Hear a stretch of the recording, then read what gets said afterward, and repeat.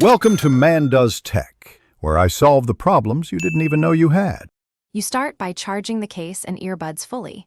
This prevents interruptions and firmware hiccups. Once charged, open the case and remove both earbuds. They auto-power on and usually enter pairing mode. Keep the case open until paired.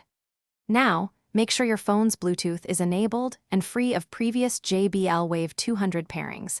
Delete any old entries to avoid conflicts. This step saves time and ensures a clean connection. You'll avoid repeated repairing later. Once your earbuds are visible, tap JBL Wave 200 on your device. Wait for the confirmation tone and the LED behavior to settle. If one bud doesn't connect, put both back, close the case, then reopen and try again. You can control playback and calls with the touch controls, learn single, double, and long press functions so you can act without looking. Finally, adjust volume and EQ in your phone or the JBL app for clear, balanced sound. This tailors the experience to your ears. For regular use, always return earbuds to the case to power them off and top them up. The case LED indicates remaining charge.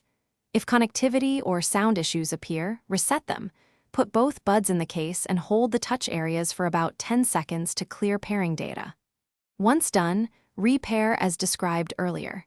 And if one side keeps dropping out, update firmware through the JBL app. Firmware fixes stability problems more often than hardware changes do. Thanks for watching. If you found this helpful, don't forget to like and subscribe.